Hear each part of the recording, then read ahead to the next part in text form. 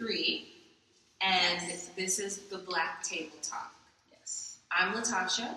I'm Monique. I'm Leslie. I'm Dom, and basically what we're going to be doing is talking about our experiences as Black women, as mixed Black women, trying to navigate through the world, through this space. All right. So the first question is, where did you grow up? Me, as you guys know, I'm from the Bay Area. I grew up in Oakland, California. I grew up, in the hood, like in the bottom of the bottom, like raggedy, most outlandish ghetto place that you can think of. I lived there for a couple years, and then I moved to like the semi-suburbs with a bunch of white people, and yeah. I grew up here in Rosemary, California, in between San Gabriel and El Monte. So I was surrounded with predominantly Asian American and Hispanic American people. I grew up all over the place. My mom liked to move, but my base in life, I would say, would be Riverside, California, and Van Nuys, California, in the San Fernando Valley. Okay. So the next question is, what type of experience did you have growing up in that community? For me, the experiences I had were mixed. A lot of it was I felt kind of out of place because the schools were predominantly white, and I'm a dark-skinned Black girl. So it was a lot of me not fitting in. I was called Oreo. I get in arguments with kids, and it would be, well, it's not our fault that you're Black. And I really experienced that a lot when I lived in Riverside. Like, in 3rd grade was my first experience with what racism and the fact that I was different from everyone else, because I was the only Black kid in my class. So it was, my hair was different, my skin was different, my parents were different. And so that was my first time I experienced that kind of stuff. Yeah, same. I was very left out because although I'm mixed with Hispanic and Black. I was very different compared to like all the other classmates. That's when I started straightening my hair so I wouldn't be singled out, because I would get picked on or like saying, why is your hair so big? Why is your hair so frizzy? And it was just a lot of self-hate growing up. And that's hard to say now. Like at an 8-year-old till 17, I had a lot of self-hate, and I never identified as being Black. I was always Hispanic. When everybody asked, oh, what are you? Just Hispanic. And it's hard to like say that because like I felt bad because I like totally excluded my dad. And it's so weird because me and my dad are so close. I should embrace him. I should be proud. But it was really, really, really hard growing up with predominantly just Hispanic and Asian kids, because I may not be the typical Black girl with the dark skin, or like how we see in TV, but I felt like that. I felt like so singled out, even though I may have like skin a little bit lighter than Hispanic kids. Like it was hard growing up. So let me ask you a question. Would you have felt better about yourself growing up as a child if you had more Black kids in your like surroundings? Like that's not necessarily family, but just like at your school, just to make you feel like you weren't singled out. Would that have helped at all? I honestly think, I don't know. Like I like to think that I would, but I feel like I'll still be singled out because I was singled out when I went to my dad's side of the family. I was called the white girl, like, oh, you talk so white. Like, I couldn't find that connection to what is Black or being Black or who I really was. So you were basically singled out on both sides. Yes. That definitely seems like that could have been a hard experience. So I figured I exclude the one side, and at least I'll have, like, somewhat the one I see most of the time, which is, like, my Hispanic side and the Hispanic kids. Did you ever have this type of conversation with your family about how that made you feel? Maybe I talked to my dad in senior year when I kind of like realized this. I talked to him like, hey, it was tough growing up. Like I wouldn't recognize you as my father. I wouldn't recognize being Black. And we had a long, serious talk, and I just cried. I was like, I'm so sorry, you know, because I'm proud, like, you're my father. We are, like, the best of friends now, and it's just, how could I have done that to him? I may not have, like, done it directly to him, but I was pretty much, like, saying F you to his whole side of the family, like, I'm only this. But he's such, like, a big part of me. Like, it was hard. Even it's still hard talking about it now. Well, I'm sorry that you have to go through that. I didn't really experience anything like that in my childhood, but so when I moved out of Oakland, the school that I went to, we still had a bunch of black people, a lot of black people, and actually had one. This is bad, but like her mom was like. Her mom was white, so she was raised more from a white cultural background versus a black one because her dad wasn't around. But my other friend, she was Nigerian, so she's straight from Africa. Like her mom was a first generation. Well, I guess she would be the first generation American because her mom was the one who migrated here. So having that for me kind of made me feel better about being black because I didn't really have any like experiences like that. Like all of my friends, we were all mixed, and like if you guys know anything about the Bay Area, it's like a melting pot. Like everybody's just so accepting of other people. So like my clique of friends, we had 3 black girls, we had 2 Hispanics, we had a white girl, we even had an Indian in there. So we had everybody, and it wasn't like no cultural barriers or anything like that. But what I will say is that I felt embarrassed being a black woman. Not because I was black, because I didn't know my history. So my friend, she's Nigerian, she has cultural tradition, she has a cultural history, she has background. I didn't have that. Like my family were brought here as slaves, and a lot of our history was destroyed, in the Louisiana slave trade. So that kind of made me feel some type of way. And my grandmother, she was,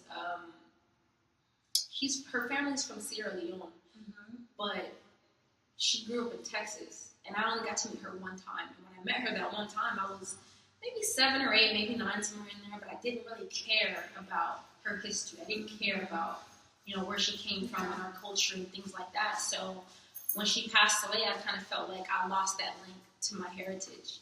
And that always affected me growing up in high school because my friend, she had this pride, like, oh, I'm Nigerian. And I was kind of just like, oh, well, I'm black. So, I mean, it's the same, but it's not the same, No, I totally understand that. I actually have the same kind of experience. It's like you go to school of Black History, you get that week where you have to watch like 3 black movies, and then like they take the black kids out of class real quick for to have their Black history experience. But I do feel like we're robbed because we don't have that past. Like all of our traditions, the majority of our actual familial traditions start here.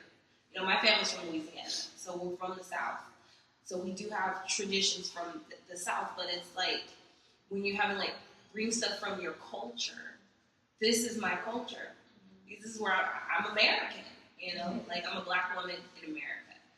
I like for a long time, like people would say I was African American. I would get annoyed. So you definitely think there's a difference between African American and black? Well, yes, I do. The reason that I do is because I am a descendant of slaves. I'm a descendant of enslaved people. But I don't know who they are. Like, I can't pull up a map of the continent of Africa and be like, my family's from here.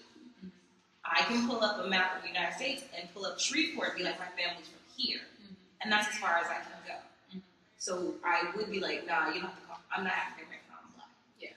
So I actually have a situation like that at work, and my coworkers, they're all Hispanic, and they don't understand the difference between African American and being black. So we had a technician come in one time, and he was like, the way he talked, I could just tell he was from the same place I was, because LA people and Bay Area people, they have a completely different dialect of language, So based off like his entrance, I was like, okay, you're from the Bay. And I asked him, I was like, so would you consider yourself black or would you consider yourself African American? He said, oh, I'm black.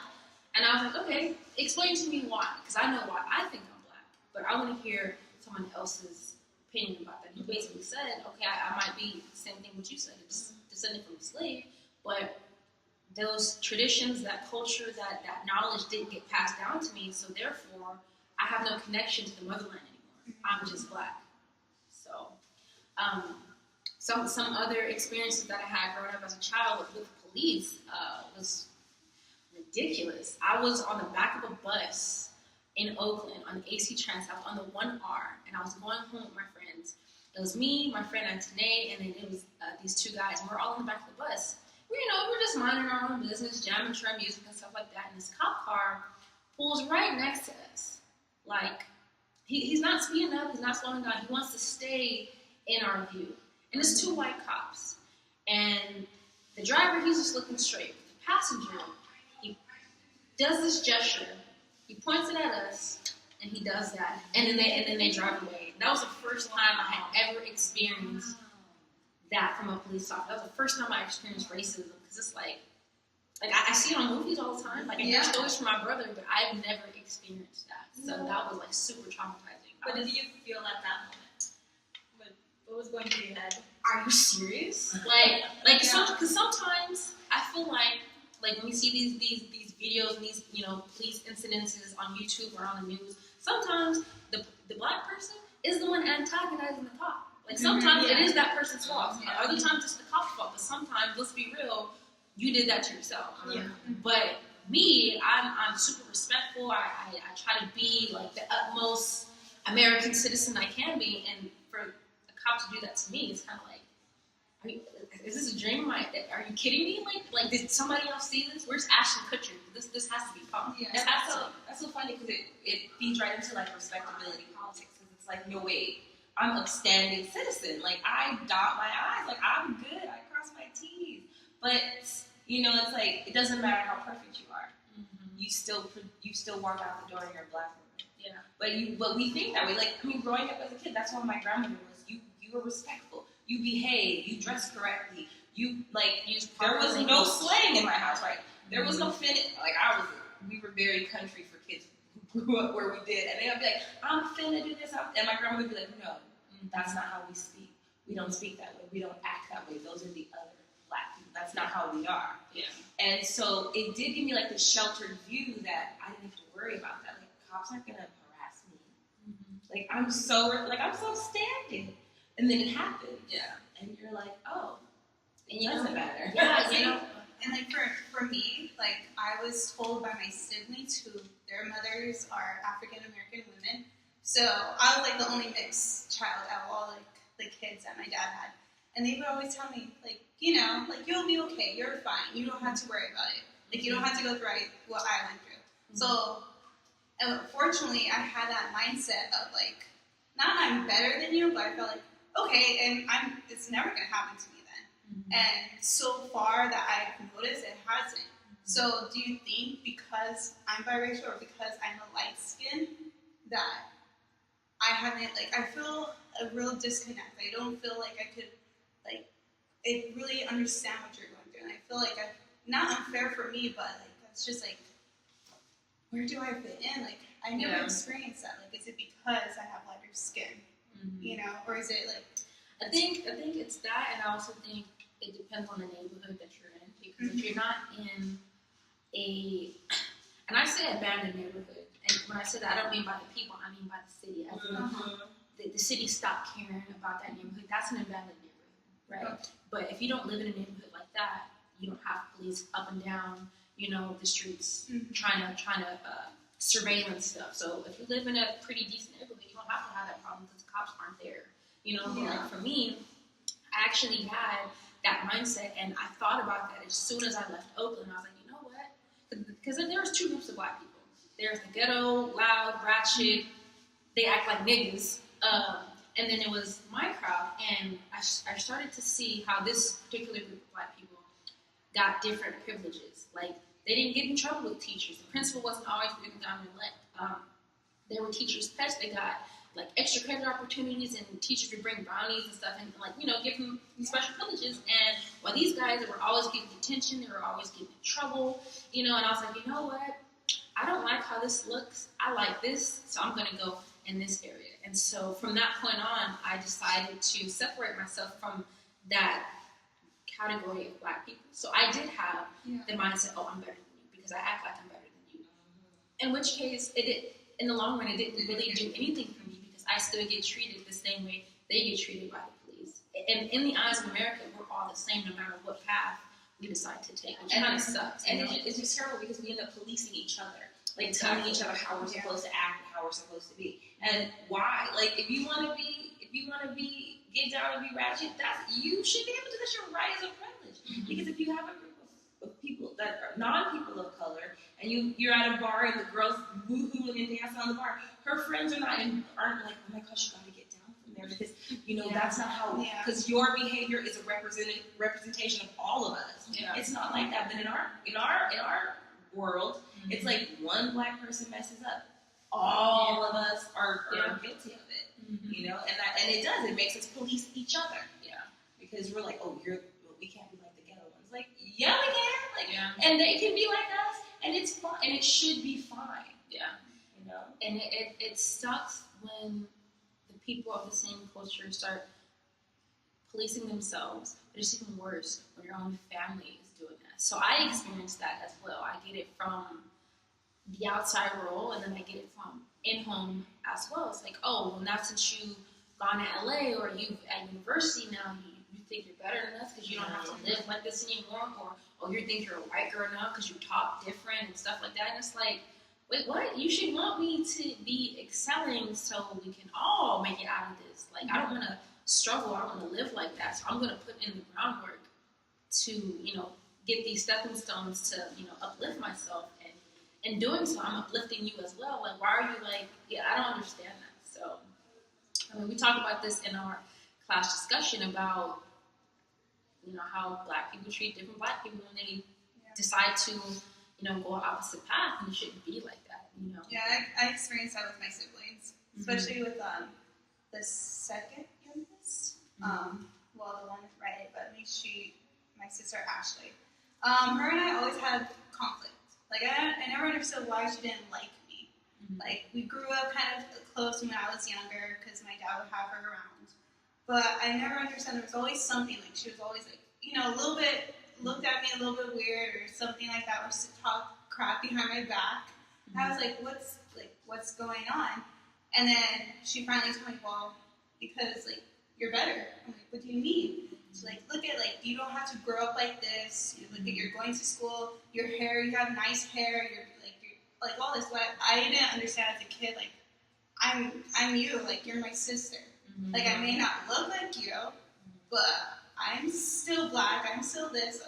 But I truly feel like she hates me because I'm biracial or because I'm different, or she thinks I do have these privileges, and if I do, I shouldn't be hated for it.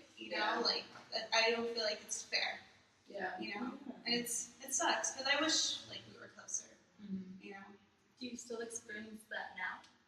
Yeah, she still gives me the side eye here and there. So my dad's always like, get close to your siblings, but I'm like, I try. Mm-hmm. There's only so much I could do. So do you think that ties into that black girlhood of you having to grow up differently than she had? Like for me, I was the only girl, and so I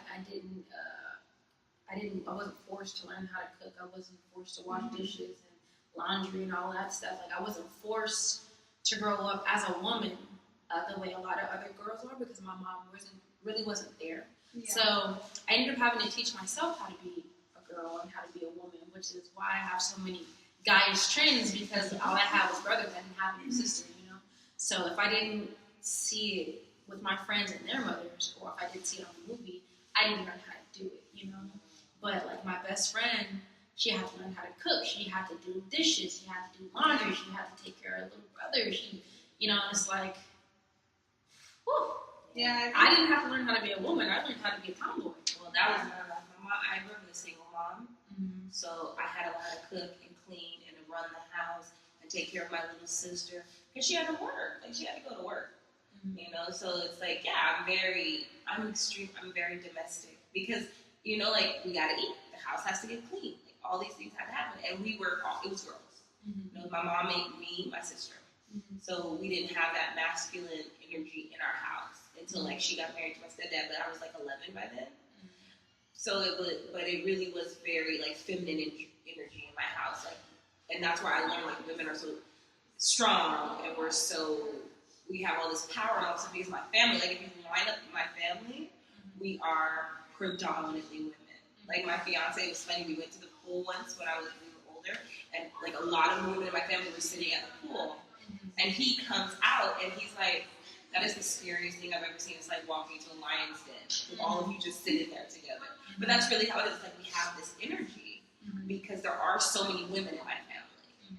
But I also kind of feel bad about it because I feel like we kind of put down the men in our family a little, like not like verbally, but just because there's so many of us and we really have that mindset of we've got this, we can handle this, you can just go sit over there, and it kind of takes something away from them as men.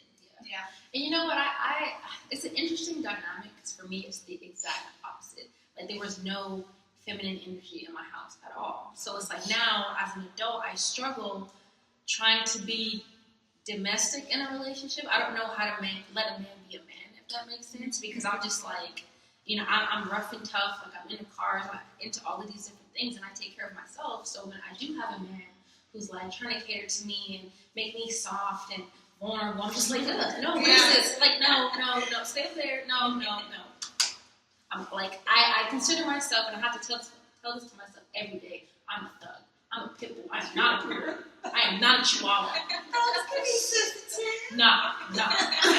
So, remember I'm reading when we read the one, Am I Not a Woman? Yeah. Like, you can be strong. Yeah. You can be a thug. You can be a pit bull, but you can be a pit bull with a pink bow tie. See, and you I don't can know how still to be do tough. that. I don't know how to do that. I don't know how to be strong but sensitive at the same time. So when we were talking about what it means to be human, that we can feel and we can have these emotions, like it was really hard for me to participate in that lecture because I started to get emotional and I was just like, nope, I don't like this feeling. This is foreign to me. Like, let me just be my rock, you know. But do you think it's like weakness, like a sign of weakness? Given my background, yes. Like, showing signs of weakness makes you a target. You know, you get ran over. Like, especially being from the hood, if you're soft, you will not survive. So you have to be hard. You have to like toughen up and push all those feelings to the back burner or lock them up so they can never be seen again. You know, and it's also even more difficult because all I have is brothers. So it's like, there's no crime in this household. Like, I used to get beat up and punched and thrown on a suck it up. Yeah, you know, like that tough love type of thing. And I was like all my life. So now that I'm 26, like my boyfriend's like, oh, be soft. And I'm just like, dude, I don't know how to. Like, this is just who I am now. So I've been taking counseling, try to deal with these emotions and deal with how I feel and learn how to be soft but tough at the same time. And it's so hard. Like, and like I've had a couple of different counselors, but I had a white woman. She was nice, but she didn't get me. Mm-hmm. And I had a Latina woman. She was nice, but she just didn't get me because she it was so many things that she had never experienced. So she doesn't have the tools to help me get through that, you know. So it wasn't until I got the Black counselor, and she's like, you know what, it's okay. The first step to healing is coming here because you know, in Black culture, you don't go get counseling unless you're crazy, and you know, so we just gonna give it to God, and we just gonna keep on. She's like, no, you don't have to do that. So that's where I'm at right now, taking counseling to try to. And it's really sad that Black women are so averse to therapy. Mm-hmm. But yeah, like when I told my mom that I've been seeing a therapist since I was 25 and I'm 38, mm-hmm. on and off, like not all the time, but like when I'm like, okay, I cannot function right now, I'll go see a therapist. I mean, I try to explain it to my mother because my mom had she had battled breast cancer, mm-hmm. and after she went into remission, I started to notice she was really depressed. Like she was withdrawing herself and being very reclusive, and everything out of her mouth was like this negative sadness because she felt like she lost so much of herself because she had a mastectomy, she lost all her hair, you know, everything that quote unquote makes you a woman. She got a hysterectomy, like she went through all this stuff, and I said, Mom, you know, why don't you go see a therapist? Why don't you just go see someone you can talk to? And her response is, oh no, I'll just go to church. Mm-hmm. And it's like, I go to church too, mm-hmm. but God made therapists. Yeah. So it's okay to go. But it is really a stigma because as Black women, we're told, you're so strong. you're like a rock. You hold everything up. Like, and it's like, I don't want to be that all the time. I can be a strong Black woman, but I don't want to be a strong Black woman all the time. time. Like, I'll put my cape on tomorrow. Yeah. Today, I want to sit here and cry and have these and feel these feelings and be this vulnerable self because I don't want to have all that stress. You know, we die so early because we have so much stress on us that we don't address, that we don't deal with because we're told that we don't need that. Therapists are white people, not us. You know. So, yeah, it's definitely difficult. Yeah. What's the next question? I forgot. You guys answered this one, but so the next one is, how has your experience as a Black woman changed in adulthood? Oh, I can start. Okay. Growing up, I was afraid of Black people.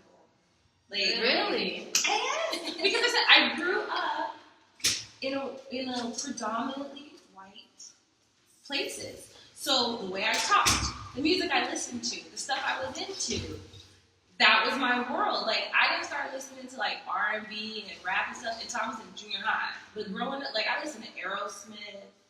Like, I liked 80s hair bands, you know, like Debbie Gibson and like Tiffany. Like, I don't even know who you guys don't know. But I'm saying, like, that was my world, and I would get around Black kids, and I would feel weird because I was like, I'm afraid that they're gonna make fun of me, or they're gonna call me Oreo because I say like every other word is like, and all these things. But then what happened was, as I got older, I started to embrace who I was, and now I love it. Like, now I have a community of Black people. My hair was bone straight all the time with a weave. And one day, that's a big thing. I cut it out, and I was like, you know what? I'm gonna rock this 4C hair, and it's gonna be beautiful, and I'm gonna love every part of who I am. And that's my difference now. When I walk into the world, I am a proud Black woman. But as a teenager and as a kid growing up, I was like, okay, I'm Black on the outside, but that's it. Like, I don't want to be Black on the inside.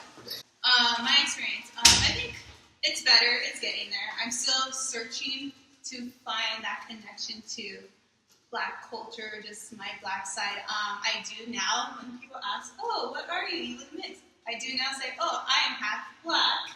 And I say Black first now. And yeah, I'm still like searching. I'm searching for me. So I'm still searching to see who or how can I identify as both and truly feel close to both. Because I wasn't until going to PCC, Pasadena State College, that's really a diverse college. I saw all these different type of people. I'm like, wow, like, this is beautiful. This is awesome. I also stopped straightening my hair then. I started to do more natural. It's like, why am I doing this? Like, who is this for? And yeah, it's still going, still a process, still a journey. Well, a lot has changed for me, and a lot has stayed the same. I still struggle to navigate through life trying to assert myself as a Black woman without being a mad Black woman, you know? Trying to find my way to assert myself as an adult without being patronized or put down or like, you know, oh, you're just complaining, or you're just, you know, like, oh, why are you mad? Like, no, it's not about me being mad. It's about you respecting who I am and respecting me as an adult. Like, that's for the workplace. But as far as personally, I've changed my hair. So before I used to be ashamed of being dark skinned. So I wanted to be a light skinned girl because light skinned girls got treated different. Light skinned girls were always pretty and dark skinned girls were always ugly. So I didn't want to be dark skinned. Granted, I'm not that dark. I'm like in the middle. I'm a honey peanut butter up in there. But yeah. So now I love the skin I'm in. You know, I'm not trying to be light skinned. I'm not trying to be dark skinned. I'm just trying to be me. You know, I used to perm my hair. I still wear weaves though, but I cut my hair off twice. I've gone bald twice. As a big chop, as a way to dedicate truth to myself and who I am. You know, I'm not trying to fit into this Eurocentric standard of beauty. You know, I don't want to be light skinned, long straight hair, long blonde straight hair, or whatever. You know, I like my coils. I like my natural hair.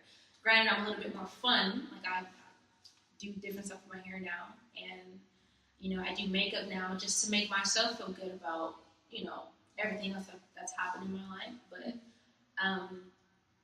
my language is still the same. Like I still talk slang. I still talk as if I'm from Oakland. I will never let that part of me go because that's who made me, you know, what I am today. But I've just gotten more educated, I guess. All right. So, yes. That will conclude our video, the Black Table Talk. I hope you guys really like this. If you haven't already, make sure you hit subscribe, join the channel, and we'll see you guys never. See ya.